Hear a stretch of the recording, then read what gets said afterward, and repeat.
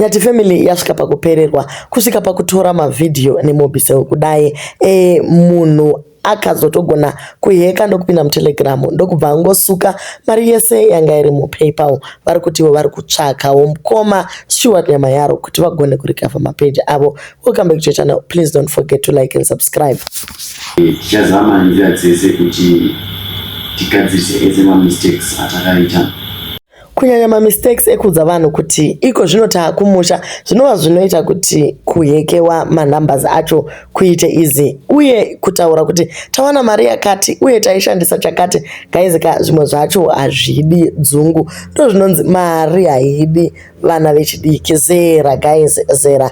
Anyway, pane icho chikumbiro chekuti vaNyamayaro vave in touch kugone kurikavhiwa mapages. Pane vanhu vakawanda vanoita zvimapeji izvi ende pasina need yekuti vatange kumanya kutaura kuti tabirwa chino tadai vaifanira kungocontact vaNyamayaro as soon as this happened zvobva zvatongomhanyiwa izvo kubva zvaitigwa malive nanaMoboys nezvimwe zvakadaro guys.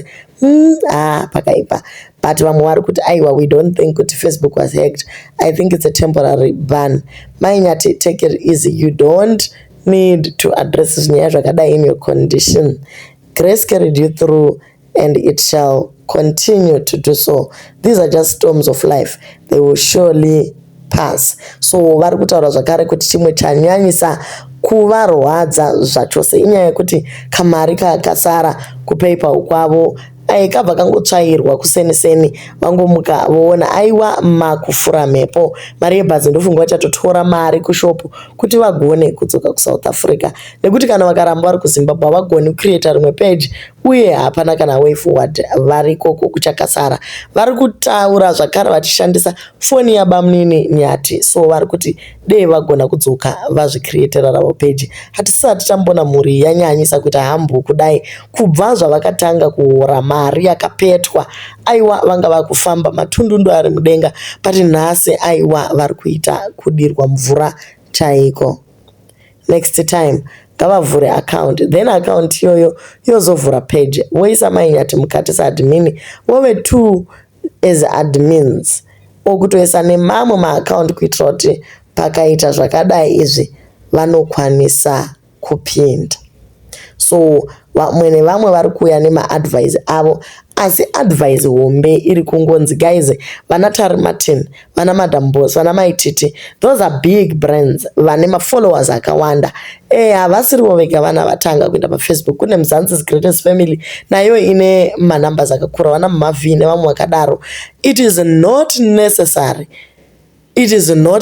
zvachose kuti muve muchitiradza kuti nhasi ndawana 2 rand mangwana ndawana 5 rand. Yes, it is good motivation kune vari kuda kutanga mapages but zvimwe zvacho aiwa munozonyanya. Tavhura shop nemari yedu yeFacebook wanhu tinokutendai wanhu watitewera yellow guys tatora 20,000 tanorova Mainyati wanhu muchingodaro muchiudza vanhu nyaya dzenyu vedu veka guys.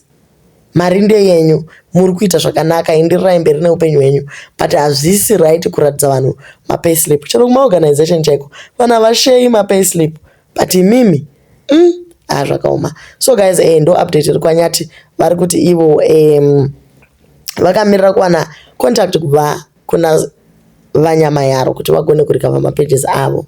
Nezuro kwambonzikwa navamunetsi vati havasi kuda kubhadhara 5,000 yairi kudiwa. So vakutongoita zvokuti vaheke back account yavo. Kunonzi weka back kana kurikavha ime zvinhu zvechirungu izvo. But do leave your comments on what you think about nyaya yedu.